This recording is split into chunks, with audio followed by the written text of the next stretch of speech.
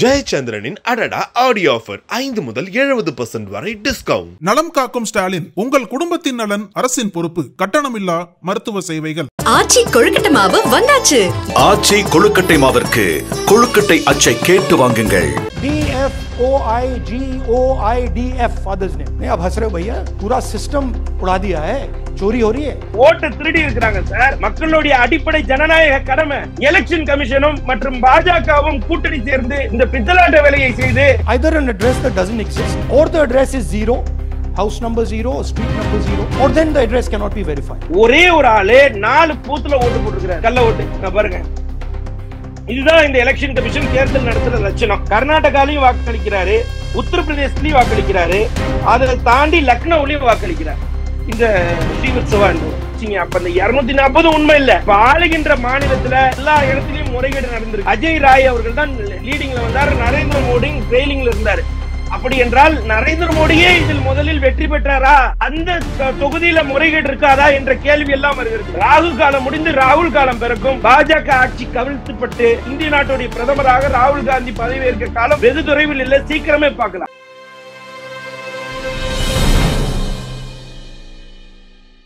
நக்கிரன் நேயர்களுக்கு வணக்கம். இன்று நம்முடன் கருத்துக்களை பரிந்துரை இணைந்திருக்கிறார் காங்கிரஸ் கட்சியின் செய்தி தொடர்பாளர் SRS இப்ராஹிம் அவர்கள். வணக்கம் சார். வணக்கம். வாக்காளர் சிறப்பு திருத்தம், அதாவது பீகார்ல அந்த பிரச்சனை ஓடிட்டு இருந்தது. தேர்தல் ஆணையத்தை குறை சொன்னாங்க, ஆளுங்கட்சியோட சேர்ந்து ஒன்றிய அரசோட சேர்ந்து தேர்தல் ஆணையம் ஒரு தில்லுமுல்லுங்க பண்ணுதுன்னு சொல்லி. அது எதிர்கட்சியில் சொன்ன குற்றச்சாட்டை ஆளுங்கட்சியினர் ஏற்கல, தேர்தல் ஆணையமும் ஏற்கல. இது பாராளுமன்றத்திலையும் அந்த பிரச்சனை போயிட்டு இருக்கு. சார் அப்படின்னு சொல்லிட்டு SIR அந்த பிரச்சனை, எதிர்கட்சிகள் ஆதாரம் இல்லாத குற்றச்சாட்டுகள்லாம் வைக்கிறாங்க அப்படின்னு சொல்லி 65 லட்சம் பேர் அப்படிங்கிறப்ப பெரிய அதிர்ச்சிலாம் ஏற்பட்டது. இப்போ ராகுல் காந்தி தொடர்ந்து தேர்தல் ஆணையத்தின் மீது சில குற்றச்சாட்டுகள் சொல்லிட்டு வந்தார். அதோட மட்டுமில்ல, என்கிட்ட ஆதாரம் இருக்கு, அதை ஒரு நாள் நான் வெளியிடுவேன் அப்படின்னு சொன்னவர் இன்னைக்கு வெளியிட்டு இருக்கிறார். ஆட்டம்பா மாதிரி வெடிக்கும்னு சொன்னார். இந்த ஆதாரங்களை இவர் வெளியிடும் போது எல்லாருக்கும் அதிர்ச்சி ஏற்பட்டிருக்கு. அவர் சொல்லக்கூடிய அந்த விஷயங்கள் நாங்கள் ஆய்வு செஞ்சோம், அதாவது மின்னணு வாக்கு இயந்திரங்களை கொடுத்துருந்தா 30 நிமிஷத்தில் நாங்கள் சொல்லியிருப்போம். ஆனால் அதை தேர்தல் ஆணையம் கொடுக்க மறுப்பதனால எங்களுக்கு இந்த தரவுகளை எடுத்து மக்கள்கிட்ட சொல்கிறதுக்கு 6 மாத கால அளவு தேவைப்பட்டது அப்படிங்கிறாரு. ஒரே தொகுதியில் 1 லட்சம் போலி வாக்காளர்கள் அப்படிங்கிறது எல்லாருக்குமே மிகப்பெரிய அதிர்ச்சி தான். என்ன சொல்கிறார் ராகுல் காந்தி? தேர்தல் ஆணையம் இந்த குற்றச்சாட்டை ஏற்குமா? நாடாளுமன்றத்தில் இது குறித்து விவாதிக்கப்படுமா? என்ன நினைக்கிறது காங்கிரஸ்? அது முதல் அடிப்படை உங்களுடைய கேள்வியில முதல்ல ஆரம்பிக்க வேண்டியது என்னன்னா, எலெக்ஷன் கமிஷன்ல, அதாவது தேர்தல் அதிகாரிகளை நியமிக்கக்கூடிய குழுவுல என்றைக்கு நீதிபதிகளை அடிப்படையிலிருந்து எடுத்துட்டு 3 பேர்ல 2 பேர் ஆளுங்கட்சியினராகவும் ஒருத்தர் எதிர்கட்சியினராகவும் சேர்த்தாங்களோ அன்னைக்கே இவர்களுடைய தேர்தல் அதிகாரிகளை நியமிக்கக்கூடிய குழுவிலையும் சரி, தேர்தல் அதிகாரிகளை நியமனத்திலையும் சரி மிகப்பெரிய ஒரு பித்தலாட்டம் ஏற்பட போகுது என்பதை எல்லாரும் அறிந்த வண்ணம் தான் இருந்தோம். எதிர்கட்சிகள் எல்லாம் இதெல்லாம் குறித்து விவாத பொருளாவே ஆக்கணும். இன்னும் சொல்ல போனா கொலிஜியம் எல்லாம் கொஸ்டின் பண்ணாங்க, சுப்ரீம் கோர்ட்டே இதை பத்தி எல்லாம் கொஸ்டின் பண்ணாங்க. அப்பெல்லாம் நாங்க காங்கிரஸ் மட்டும்தான், எதிர்கட்சி மட்டும்தான் இது குறித்து பேசியது. காங்கிரஸ்க்கு மட்டும்தான் இதற்கான பிரச்சனை. காங்கிரஸ் வெற்றி பெறுகிற இடத்துலதான் இதை பத்தி பேசுறது இல்ல, எங்கெல்லாம் தோல்வி அடையுதோ அந்த இடத்துலதான் பேசுறாங்கன்னு சொல்ற இடத்துல இன்றைக்கு மிகப்பெரிய ஆதாரத்தை எங்களுடைய ராகுல் காந்தி தலைவர் அவர்கள் வெளியிட்டு இருக்கிறார். எப்படி சொல்றாங்க அப்படின்னு கேட்டீங்கன்னா, கிட்டத்தட்ட 6 மாதங்களாக இதற்கான வேலை நடைபெற்றது.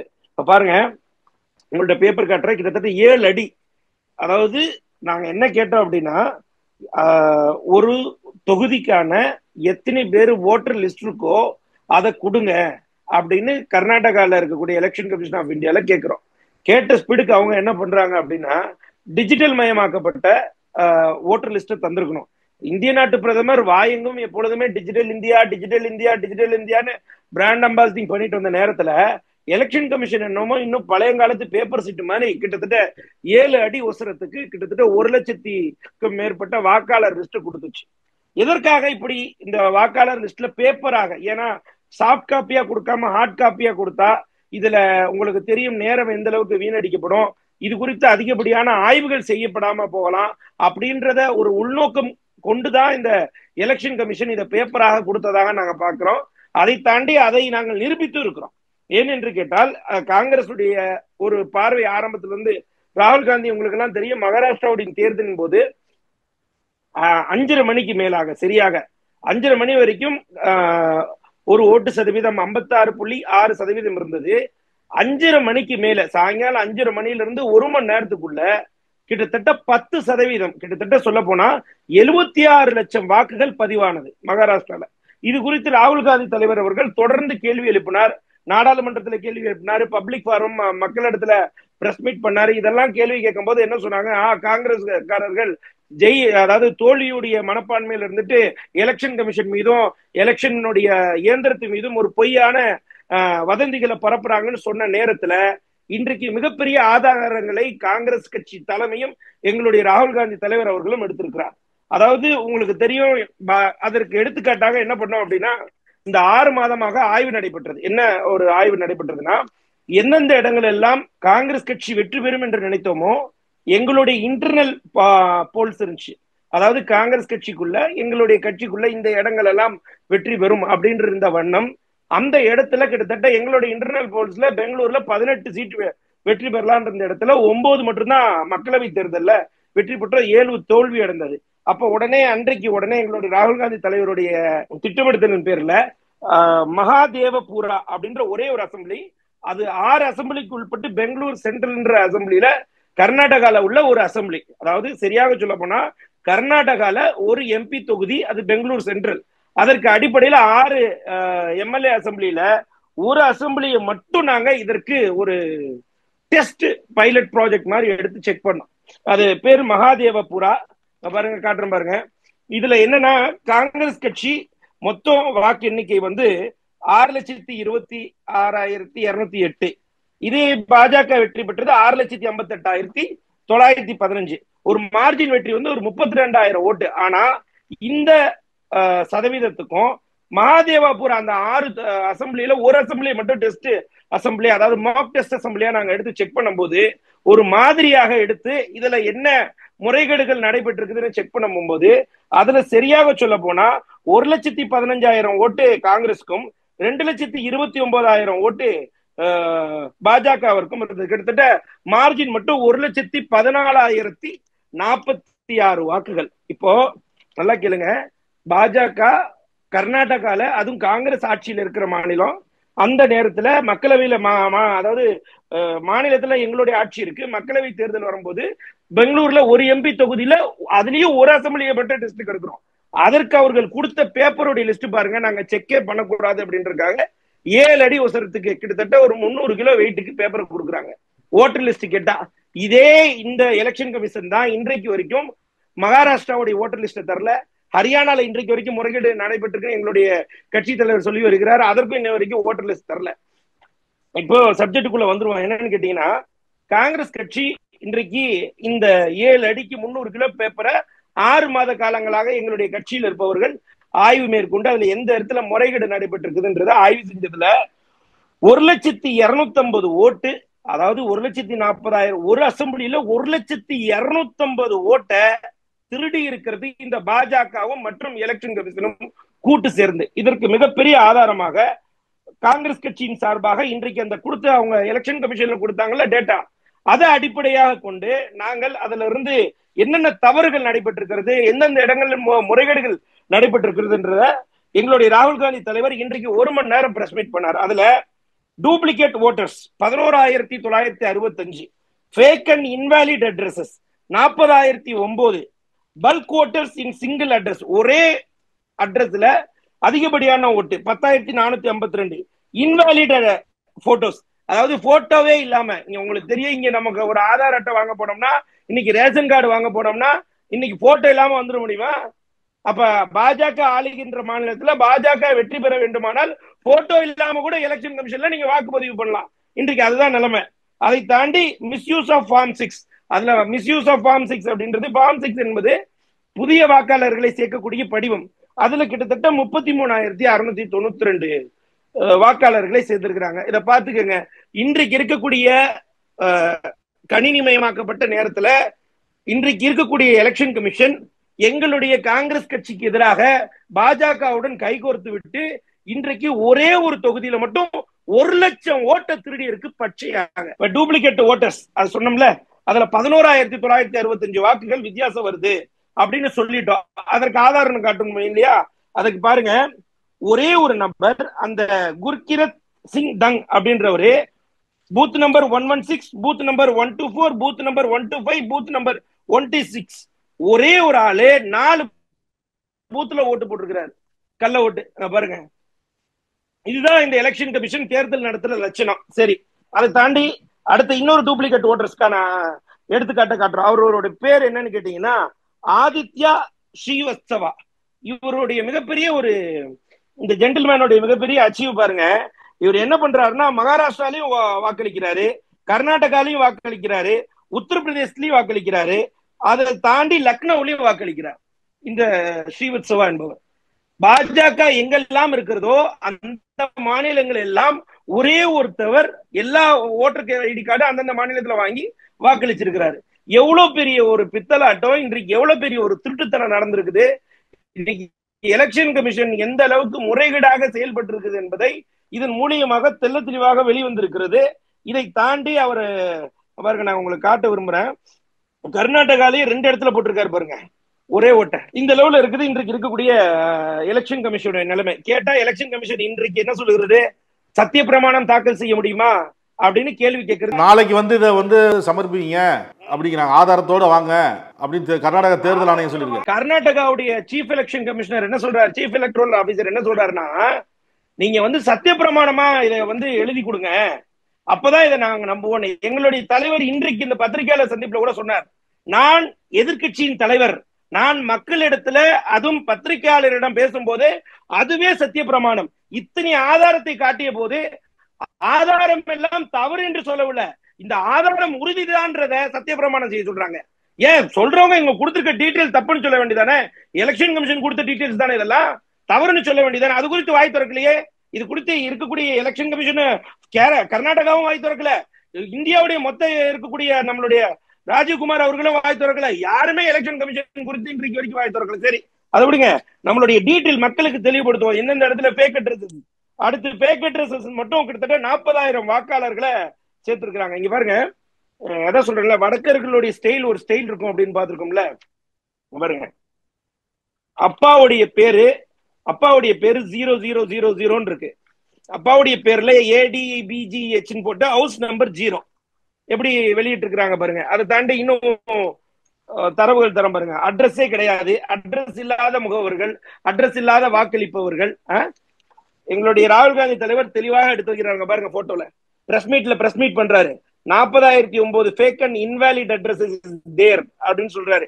இதற்கு எடுத்துக்காட்டாக பல ஆவணங்களை மேற்கோளும் காட்டுறாரு பாருங்க. இன்னொருத்தவங்களுடைய குமாரி ஆச்சாரியா, அவங்களுடைய கணவர் பேர் இல்ல, அப்புறம் வீட்டுடைய அட்ரஸ் 0. இப்படி 40,000 பேருக்கு சரியாக சொல்ல போனால் ஃபேக் அண்ட் இன்வாலிட் அட்ரஸ், அதாவது வாக்காளர்களுடைய தகவலும் மற்றும் வீட்டு எண்களும் 0 என்று முடிந்த அளவுக்கு தவறாக முறைகேடு நடைபெற்றிருக்கு. 40,000 பேருடைய வீட்டு நம்பர் 0ன்ற நம்பர்ல ஒரு வீடு, கணவருடைய பேரு ABCDன்னு ஏதோ ஒரு பேரு, தகப்பனாருடைய பேரு ABCDன்ற பேரு. இப்படி ஒரு மிகப்பெரிய எலெக்ஷன் கமிஷனை ரன் பண்ணிட்டு இன்னைக்கு மார்த்தட்டுகிறார் இந்திய நாட்டு பிரதமரும் உள்துறை அமைச்சர் அவர்களும். பல்க் ஓட்டர்ஸ் அவர்கள் கிட்டத்தட்ட 10,042 ஓட்டர்ஸ் இருந்திருக்கிறாங்க. இதுல ஒரு கொடுமை பாருங்க, பூத் நம்பர் 470 அந்த பூத் நம்பர் 470 வீட்டு நம்பர் 35 ஒரே அதாவது ஒரு பெட்ரூம் வீட்டுல 80 ஓட்டர் இருந்திருக்காங்க சார். எவ்வளவு பெரிய அவலம் பாருங்க. நம்மளாம் இதை இன்றைக்கும் கணினிமயமாக்கப்பட்டு இன்றைக்கு டிஜிட்டல் இந்திய நாட்டு பிரதமர் உங்களுக்கு எல்லாம் தெரியும், எல்லா இடத்துலயும் பச்சை கொடியா அடிக்கிட்டு தெரிஞ்சாரு. அதெல்லாம் இருந்த நேர காலகட்டங்கள்ல ஒரே ஒரு வீட்டு நம்பர்ல ஒரு பெட்ரூம்ல 80 பேர் எங்கேயாவது தங்க முடியுமா பாருங்க. இது எலெக்ஷன் கமிஷன் கொடுத்த டீடைல்ஸ் இது எல்லாமே. இதான் இன்றைக்கு எங்களோட ராகுல் காந்தி தலைவர் அவர் பேசுறார். அதை தாண்டி ஹவுஸ் நம்பர் 791 வீட்டுல மட்டும் பூத் நம்பர் 366ல 46 பேர் ஒரே பெட்ரூம் உள்ள வீட்டுல. இப்படி இதன் மூலியமாக மட்டும், அதாவது ஒரே வீட்டுல ஒரே நம்பர்ல இருந்த வாக்காளர்கள் முறைகேடுகள் மட்டும் கிட்டத்தட்ட தவறான வாக்குகள் மட்டும் 10,452 வாக்குகள் பதிவாகி இருக்கிறது. இதைத்தான் ராகுல் காந்தி தலைவர் அவர்கள் தெல்ல தெளிவாக காட்டுகிறார். இப்ப இதை தாண்டி இன்வாலிட் போட்டோஸ், நீங்க இப்ப கூட சொல்லிட்டு வந்தேன், இங்க ஒரு பாஸ்போர்ட் சைஸ் போட்டோ இல்லைன்னா இன்றைக்கு வீட்டுல ஒரு மானியம் கேட்க போனோம்னா அதுக்கு போட்டோ இல்லைன்னா இங்க இருக்கிறவங்க எல்லாம் துரத்தி விட்டுறாங்க. இந்த நிலைமையில் இருக்கு. ஆனா வாக்காளர்களுடைய போட்டோவே இல்லாம இன்வாலிட் போட்டோஸ் மூலியமாக, அதாவது போட்டோவே இல்லாம தவறான ஒரு போட்டோவை கொடுத்து அதற்கு 4132 பேர் வாக்களித்திருக்கிறார்கள். பாருங்க ஆதாரத்தை பாருங்க, நல்லா பாருங்க. இதுல ஒரு போட்டோ மைக்ரோ லென்ஸ் வச்சா கூட தெரியாது சார். மைக்ரோ லென்ஸ் வச்சா கூட தெரியாத அளவுக்கு இன்றைக்கு எலெக்ஷன் கமிஷன் எந்த அளவுக்கு பாஜகவிற்கு துணை நின்றுன்றத பார்க்கணும். இது பாஜக ஆளுநர்கள் என்ற மாநிலம் அல்ல. கர்நாடகால காங்கிரஸ் ஆட்சியில இருக்க காலகட்டங்கள்ல மக்களவை தேர்தல்ல எலெக்ஷன் கமிஷன் பண்ண பித்தலாட்டம் இது. இது எவ்வளவு பெரிய ஒரு அவநம்பிக்கையான செயல். எலெக்ஷன் கமிஷன் மீது நம்மளுக்கு எப்படி அது ஒரு அட்டானமஸ் பாடி, அதை யாருனாலும் கண்ட்ரோல் பண்ண முடியாது. நாம எல்லாம் நினைத்து வந்தோம் அது ஜனநாயகமாக இருக்கிறது, அது யார் கட்டுப்பாட்டின் கீழ் இல்லைன்னு சொல்லி வந்த நேரத்துல இன்றைக்கு ராகுல் காந்தி தலைவர் அவர்கள் வெளியிட்டிருக்கக்கூடிய அந்த எலெக்ஷன் கமிஷன் கொடுத்த தரவின் அடிப்படையில ஒப்பிட்டு பார்க்கும்போது இவர்கள் மிகப்பெரிய முறைகேடுகள் ஈடுபட்டிருக்கிறார்கள் என்பது வெட்ட வெளிச்சமாக தெரிகிறது. பாருங்க, அதை தாண்டி ஓட்டர் லிஸ்ட்ல பாருங்க, போட்டோவே இல்லை பாருங்க, ஒரு போட்டோவாது இருக்கான்னு பாருங்க. இது மட்டும் கிட்டத்தட்ட 4132 வாக்காளர்கள் போட்டோவே இல்லாம வாக்களிச்சிருக்கிறாங்க சார். இந்த இந்திய திருநாட்டுல நம்ம எல்லாம் சொல்றோம் 140 கோடி மக்கள், இந்திய திருவிழால தேர்தல் திருவிழா தான் மிகப்பெரிய தேர்தல் திருவிழா என்று எலெக்ஷன் கமிஷன் எல்லாம் பார்வோட்டுற நிலைமையில இப்படிதான் இந்த திருவிழா நடந்திருக்கல லட்சணம். இதை நம்ம என்ன சொல்ல முடியும்? இதை தாண்டி ராகுல் காந்தி தலைவர் சில இடங்கள்ல சில விஷயங்களை சுட்டி காட்டுகிறார். என்ன சொல்றாருன்னா, இதை ஏன் பர்டிகுலரா சொல்றோம், இன்றைக்கு இன்வாலிட் போட்டோஸ்ல மட்டும் 4132 பேர் முறைகேடு செஞ்சிருக்காங்க அப்படின்னா, இந்த 4032 பேர் முறைகேடு செஞ்சிருக்காங்கன்றத கண்டுபிடிக்க கூடாதுன்ற ஒற்றை காரணத்திற்காக தான் பாஜக என்ன பண்ணுச்சு, நாங்க வாக்காளருடைய லிஸ்ட் கேட்கும் போகும்போது இவ்வளவு கொடுத்தாங்க பேப்பரா. பாருங்க எத்தனை அடி இருக்குன்னு, 7 அடிக்கு 7 அடி ஒசரத்துக்கு 300 கிலோ பேப்பரை இதுல நீங்க வச்சு செக் பண்ணிக்கங்க. நல்லா புரிஞ்சுக்கங்க, இதுல மிகப்பெரிய ஒரு நவீனம் படுத்தப்பட்ட ஒரு முறைகேடு நடந்திருக்கு. என்னன்னு கேட்டீங்கன்னா, அவங்க கொடுத்த அந்த பேப்பர் இருக்குல்ல, அத ஓசிஆர் ஆப்டிக்கல் கேரக்டர் ரெகக்னைசேஷன் சொல்லுவாங்க. அதாவது நம்மளுடைய இன்னைக்கு கணினி மூலியமாக அதை ஸ்கேன் செய்யக்கூடிய வண்ணம் இல்லாதவாறு தான் இந்த புத்தகத்தை எல்லாத்தையுமே அந்த பேப்பரை கொடுத்தாங்க. ஏன்னா அப்பதான் இதுல இவ்வளவு பெரிய பேப்பர் கொடுக்கும் போது இல்ல, நீங்க தேர்தல் ஆணையத்திட்ட அந்த தரவுகள் கேட்கும் பொழுது மின்னணு அடிப்படையில கொடுங்கன்னு கேட்டீங்களா, இல்ல அவங்களே அதை கேட்காம இல்ல அவங்களே இதை கொடுத்தாங்களா? இல்ல, தவறான கருத்து. என்னன்னு கேட்டீங்கன்னா, நாங்க என்ன கேட்டோம், எலக்ட்ரானிக் ஓட்டர் லிஸ்ட் கொடுங்கன்னு தான் கேட்டோம். நாங்க கேட்டதே என்ன கேட்டோம் அப்படின்னா, எலக்ட்ரானிக் ஓட்டர் லிஸ்ட் கொடுங்க, நீங்க தான் டிஜிட்டல் இந்தியாவாச்சே சார். சரி சார், நாங்க கேட்கிறோம், நீங்க தான் டிஜிட்டல் இந்தியாவை கையில வச்சிருக்கீங்களே, நீங்க கொடுங்க. நாங்க பேப்பரா கேட்டா கூட நீங்க எலக்ட்ரானிக், நீங்க தான் சொல்றீங்களா டிஜிட்டல் இந்தியா முழு கணினிமயமாக்கப்பட்டது, முழு கணினிமயமாக்க விட்டோம் அப்படின்லாம் கதை சொல்றீங்கல்ல, ஏன் காட்ட வேண்டியதானே? எங்க கணினிமயமாக்கப்பட்ட எலக்ட்ரானிக் ஓட்டர் லிஸ்ட் கேட்டதுக்கு இந்த பேப்பரை பிடிச்சிக்கன்னு சொல்லி கையில கொடுத்து அந்த பேப்பரையே அதிகப்படியா இவ்வளவு பேப்பரை கொடுக்குறீங்க அப்படின்னா, அப்பதான் அதுல இருக்கக்கூடிய முறைகேட ஒண்ணுக்கு ஒண்ணு செக் பண்ண முடியாது. சரி, காங்கிரஸ் கட்சி இது மெதுவாக விட்டுவிடும், லேசாக விட்டுவிடும், விட்டு அடுத்த சப்ஜெக்டுக்கு போயிடுவோம், அடுத்த மக்களுடைய குறைகேற்புக்கான வேலை நடைபெறும் என்று நினைத்த நேரத்தில் இன்றைக்கு ராகுல் காந்தி தலைவர் இதை கையில் எடுத்து மிக தெளிவாக இன்னைக்கு எலெக்ஷன் கமிஷன் குறித்து அம்பலப்படுத்தி இருக்கிறார். அதோடைய முகத்திரை கிழித்திருக்கிறார் என்றுதான் சொல்ல வேண்டாம். ஏனென்றால் இந்த பாருங்க, இதுல ஒவ்வொரு போட்டோ பாருங்க சார், எவ்வளவு கவலையா இருக்கு பாருங்க. இவ்வளவு பேரும் வாக்களிச்சிருக்கிறாங்க. கேட்டா இந்த வாக்களிச்சதுக்கு இன்றைக்கு அவர் ஒருத்தர் இந்திய நாட்டு பிரதமரா இருப்பாரு, இந்த வாக்கு அடிப்படையில இன்னைக்கு அந்த எம்பி இருப்பாருல்ல, அவர் எம்பி அப்பனா என்ன கேள்வி நாங்க கேட்கிறோம். 1 லட்சம் பேர் அங்க மார்ஜினே 33,000 பேர்ல தான் ஜெயிச்சிருக்காங்க. 1 லட்சம் பேர் முறைகேடு. இப்ப அவர் எம்பியா இருந்து பாஜக அவருக்கு ஆதரவு தெரிவிச்சிருக்காரு. இப்படி இதர் போல ராகுல் காந்தி தலைவர் சொல்கிறார், 25 நாடாளுமன்ற சீட்டுகள், 25 எம்பி சீட்டுகள்ல முறைகேடு நடந்திருக்கிறது பாஜகவிற்கு. இதற்கான ஆவணத்தை கேட்டால் எலெக்ஷன் கமிஷன் தரம் மறுக்கிறது அப்படின்னு தெல்ல தெளிவாக எடுத்து வைக்கிறார். அதை தான் நாங்களும் கேள்வியாக கேட்கிறோம். இதை பல நாளாக நாங்களும் சொல்லி வரோம்.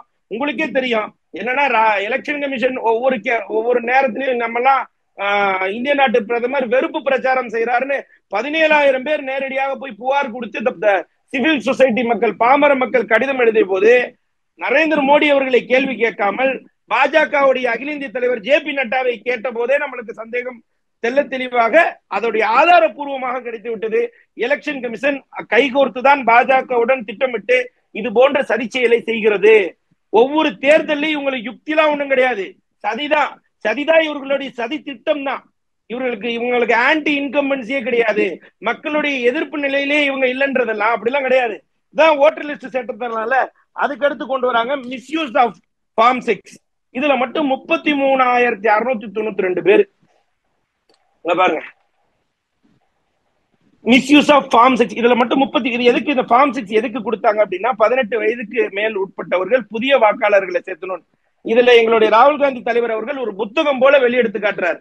என்ன சொல்றாரு அப்படின்னா, அதாவது 98 வயசுல இருந்து பாருங்க, அவர் காட்டுறத பாருங்க சார். ராகுல் காந்தி பேப்பர் எடுத்து இப்படி காட்டுறாரு, புக்கா காட்டுறாரு சார். இதுக்கு பதில் சொல்ல முடியுமா இன்னைக்கு எலெக்ஷன் கமிஷன்?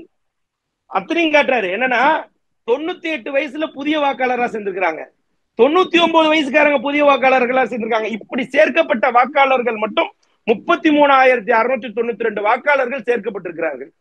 நம்ம இவ்வளவு நேரம் ஸ்டாட்டிஸ்டிக்ஸ் பேசணும், கணக்குகளை காட்டணும், மக்களுக்கு தெளிவுபடுத்தணும், ஆதாரப்பூர்வமாக என்ன நடைபெற்றது என்பதை சொன்னோம். இப்ப நம்ம அடிப்படையாக ஒரு வாதத்திலிருந்து வருவோம். எலெக்ஷன் கமிஷனை நியமிக்கும் போதே SS சிந்து மற்றும் ராஜீவ்குமார் அவர்களை வைக்கும் போதே இவர்கள் 2 பேரும் அமித்ஷாவுக்கு கீழே, உள்துறை அமைச்சருக்கு கீழே வேலை பார்த்தவர்கள். இவர்களுடைய இணைப்பின் பேர்ல மிகப்பெரிய சந்தேகம் இருப்பது என்பதை நானும் பல தொலைக்காட்சிகள்ல பல வண்ணம் சொல்லி வந்தேன், பல தலைவர்களும் பேசுறாங்க. ஆனா இன்றைக்கு நடைபெற்ற இந்த சம்பவம் என்பது, அதாவது கர்நாடகால ஒரு MP சீட்டுல ஒரே ஒரு அசம்பிளியில நடந்த 1,00,000 வாக்காளர்களுக்கான முறைகேடு. அப்போ 535 MP சீட்டுகள்ல எத்தனாயிரம் அசம்பிளி இருக்கு, அதுல எவ்வளவு பெரிய முறைகேடு நடைபெற்றிருக்கும். அப்படி நடைபெற்றிருந்தால் இன்றைக்கு ஆளுகின்ற பாஜகவுடைய இந்திய நாட்டு பிரதமர் நரேந்திர மோடியாக இருந்திருக்க முடியுமா? ஏன்னா இது இப்படி பண்ணியே 250 சீட்டு தான் வந்திருக்கிறாங்கன்னா, இது பண்ணாம இருந்தா இவங்களுக்கு டெபாசிட் கூட கிடைச்சிருக்காது. இதை தாண்டி இன்னொரு ஒரு எலெக்ஷன் நேரத்துல உங்களுக்கு எல்லாம் தெரியும் ஒரு விஷயத்தை ஞாபகப்படுத்த விரும்புகிறேன். அன்றைக்கு நரேந்திர மோடி அவர்கள் போட்டியிட்ட நேரத்துல அன்றைக்கு எலெக்ஷன் கமிஷன்ல காலையில 9:15க்கு அஜய் ராய் அவர்கள் தான் லீடிங்ல வந்தார், நரேந்திர மோடி ட்ரெயிலிங்ல இருந்தாரு. அப்படி என்றால் நரேந்திர மோடியே இதில் முதலில் வெற்றி பெற்றாரா, அந்த தொகுதியில முறைகேடு இருக்காதா என்ற கேள்வி எல்லாம் வருகிறது. அப்போ இன்றைக்கு இருக்கக்கூடிய நிலைமையில இதை அடுத்து இன்றைக்கு கூட நேற்று அகிலேஷ் யாதவ் பேசும்போது சொன்னாரு, இது ஃபுல்லா மேட்ச் பிக்சிங் ஆயிடுச்சு, இனி நம்ம தேர்தலை நடத்தி தேர்தலை நின்று ஜெயிக்கிறதுக்கு பதிலா அவங்களே பாஜகவே அதிபர் தேர்தல் போல நடத்திட்டு போயிடலாமே, அந்த நிலைமையில தான் இருக்குன்னு கேள்வி கேட்டாங்க. இது குறித்து கூட ராகுல் காந்தி அவர்களிடம் கேள்வி கேட்கும் போது, பெங்களூர்ல நாளைக்கு மிகப்பெரிய பேரணியை நடத்த இருக்கிறோம் எலெக்ஷன் கமிஷனுக்கு எதிராக. இதை தாண்டி நீங்க நல்லா பாருங்க, பீகார்ல ஸ்பெஷல் இன்டென்சிவ் ரிவிஷன் சொல்லிட்டு ஒரு 60 லட்சம் வாக்காளர்களை வெளியெடுத்திருக்கிறாங்க. யாருன்னா காங்கிரஸ்க்கு யாரெல்லாம் வாக்களிப்பார்களோ அவர்களை அங்க நீக்கி இருக்கிறாங்க. இதுதான் இங்க நடைபெற்றிருக்கிற முறைகேடு. இதையும் தான் நாளைக்கு நாங்க கேட்கிறோம். ஒவ்வொரு இடத்திலும் ஒவ்வொரு மாநிலத்திலும் ஒவ்வொரு மக்களுக்கான அநீதிகளை ராகுல் காந்தி தலைவர் திட்டவட்டமாக கேட்கிறார். அதற்காகத்தான் தொடர்ந்து அவர் மீது வழக்கு போடப்படுகிறது. அதையெல்லாம் கண்டு அஞ்சாத ஒரு மனிதராக இன்றைக்கு இருந்து கொண்டு இன்றைக்கு ராகுல் காந்தி தலைவர் அவர் கேட்ட கேள்விக்கு இன்றைக்கு வரைக்கும் எலெக்ஷன் கமிஷனோ இந்திய நாட்டு பிரதமரோ உள்துறை அமைச்சரோ பதிலளிக்கவில்லை. இப்ப நாங்க என்ன கேட்கிறோம், இது வரைக்கும் நடந்த தேர்தல்ல நீங்க 400 ஜெயிப்பேன்னு சொல்லும் போது 240 தான் ஜெயிச்சீங்க. அப்ப அந்த 240 உண்மை இல்ல. அப்ப இப்ப ஆளுகின்ற மாநிலத்துல எல்லா இடத்திலயும் முறைகேடு நடந்திருக்கு. அதுதான் சொன்னோம். உங்களுக்கு தெரியும், தனிப்பட்ட ஒரு பேப்பர், தனிப்பட்ட பத்திரிகையாளர்ல 535 தொகுதிகள்ல 370 தொகுதிகள்ல வாக்கு பதிவுக்கும் மற்றும் வாக்கு எண்ணிக்கைக்கும் வித்தியாசம் இருந்துச்சு. ஒரு 1,00,000 வாக்கு பதிவாயிருக்கு அப்படின்னா வாக்கு எண்ணிக்கையின் போது எவ்வளவு இருக்கணும், 1,00,000 தானே இருக்கணும். ஆனா அப்படி இல்ல, 375 தொகுதிகளிலும் வாக்கு பதிவு மற்றும் வாக்கு எண்ணிக்கைக்கு வித்தியாசம் இருந்தது. அப்படி இருக்குமே ஆனால் நாங்கள் சொல்வது, காங்கிரஸ் கட்சி தான் இந்த முறை ஆட்சிக்கு வந்திருக்க வேண்டும். மக்கள் வாக்களித்தது ராகுல் காந்தியை பிரதமராக்கத்தான் மக்கள் வாக்களித்தார்கள். மாறாக எலெக்ஷன் கமிஷனும் மற்றும் பாஜகவும் கூட்டணி சேர்ந்து இந்த பித்தலாட்ட வேலையை செய்து இன்றைக்கு பாஜகவை இந்திய நாட்டு பிரதமரை 3வது முறையாக எப்படியாவது அரியணை ஏற்றிவிட வேண்டும் என்று எலெக்ஷன் கமிஷனும் அவர்களோடு கைகோர்த்து இன்றைக்கு இந்த நாடகத்தையும் இந்த மிகப்பெரிய ஒரு திருட்டுத்தனத்தையும் ஓட்டு திருடி இருக்கிறாங்க சார். மக்களுடைய அடிப்படை ஜனநாயக கடமை. நம்ம எல்லாம் பேசலையா, லைன்ல நின்று வாக்களிச்சுட்டு வரலையா? நான் என்ன கேட்கிறேன், உங்களுடைய ஓட்டை திருடுறாங்க, ஏன் ஓட்டை திருடுறாங்க? இன்னைக்கு யாரோ நம்ம வாக்களித்து வர வேண்டும் என்று நினைத்த நாடாளுமன்ற உறுப்பினர் வராமல் வேற எவரோ அவர் வேற யாரையோ பிரதமர் ஆக்கினால் எந்த அளவுக்கு வலியும் வேதனையும் இருக்குமோ அத்தனை வேதையும் தமிழ்நாட்டு மக்களுக்கும் இருக்கிறது. இந்த கணம் இந்திய மக்கள் அனைவருக்கும் இருக்கிறது. அடுத்த கணமே எலெக்ஷன் கமிஷன் மீது இந்த குறைகள் எல்லாம் ப்ரூவ் பண்ணப்பட்டா இன்றைக்கு பாஜக ஆட்சி கவிழ்த்துப்பட்டு இந்திய நாட்டுக்கு இந்திய நாட்டுடைய பிரதமராக ராகுல் காந்தி பதவியேற்க காலம் வெகு தொலைவில் இல்லை, சீக்கிரமே பார்க்கலாம். இல்ல, இப்ப நீங்க சொன்னீங்க உண்மையிலுமே இந்த தேர்தல் முடிவுகள்லாம் நேர்மையா இருந்ததுன்னா ராகுல் தான் பிரதமராக இருக்கணும், ஓட்டுகள் திருடப்பட்டிருக்கு அப்படின்னு சொன்னீங்க. இந்த ராகுல் பிரஸ் மீட்டுக்கு அப்புறம் என்ன நடக்கும்? அதாவது ஒரு விஷயத்தை புரிஞ்சுங்களேன். இன்றைக்கு எலெக்ஷன் கமிஷனிடம் ஒரு கடிவாளத்தை போட்டு விட்டார் ராகுல் காந்தி. பீகார்ல அடுத்த தேர்தல் இருக்கு. பீகார் உங்களுக்கு தெரியும், நிதிஷ்குமாரோடைய ஆதரவு இல்லைன்னா கண்டிப்பா பாஜக கவிழ்வதற்கான அடிப்படை முகாந்திரம் எல்லாம் தெளிவாக இருக்கிறது. ஒருவேளை இந்நேரம் நிதிஷ்குமார் அவர் வந்து பல்டிகுமார் தான் நல்ல காலத்திலேயே அவர் எந்த கட்சிக்கும் ஒரு மிகப்பெரிய ஆதரவு நிலைப்பாடோடு இருந்ததில்ல, நியாயமாகவும் இருந்ததில்ல. பீகார்ல அவரால் ஆட்சி அமைக்க முடியலன்னா யாரு கூட வேணாலும் கைகோர்ப்பார். இன்றைக்கு பீகார் நிதிஷ்குமாரோடைய ஆதரவு இல்லையானால் அங்க தனிப்பெரும்பான்மையாக இன்றைக்கு இருக்கக்கூடிய தனிப்பெரும்பான்மை ஆல்ரெடி இல்ல, உங்களுக்கு மைனாரிட்டி பாஜக தான் இருந்தாலும் கூட்டணி ஆட்சியோட இருக்கிறாங்க. இந்த கூட்டணி ஆட்சி கவிழ்க்கப்படும். அப்புறம் உடனே நம்பிக்கையில்லா தீர்மானத்தை நம்ம காங்கிரஸ் கட்சி கொண்டு வரும். அந்த நேரத்துல கண்டிப்பாக இந்த எலெக்ஷன் கமிஷனுக்கு கடிவாளம் போடப்படும். அதே நேரத்துல ஆட்சி கவிழ்ப்புக்கான அதிகப்படியான சாத்தியம் இருக்கிறது. இந்திய நாட்டுக்கு விடிவு காலம் பிறக்கும், ராகு காலம் முடிந்து ராகுல் காலம் பிறக்கும். இந்திய நாட்டுக்கு பிரதமராக ராகுல் காந்தி கண்டிப்பாக இன்றைக்கு நடந்த எலெக்ஷன் கமிஷனுடைய முகத்திரையை கிழித்ததன் மூலியமாக, பீகார் தேர்தலின் மாற்றத்தின் மூலியமாக இந்திய நாட்டுக்கு பிரதமராக வெகு விரைவில் ராகுல் காந்தி இந்திய நாட்டு பிரதமராக கண்டிப்பாக ஆவார். கருத்துக்களை பகிர்ந்து கொண்டதற்கு நன்றி சார். நன்றி. நக்கீரன் டிவிக்கு சப்ஸ்கிரைப் செய்யுங்கள். உங்கள் ஆதரவே எங்கள் பலம். ஆசிரியர்களுக்கு நண்பனாகவும் மாணவர்களுக்கு ஆசானாகவும் திகழும் தேர்வு வழிகாட்டி. ஒவ்வொரு பாடத்திற்கும் அனுபவமிக்க ஆசிரியர்களின் துல்லியமான தெளிவான விடைகள். CNC இருக்கு, தேர்வு பயம் எதற்கு?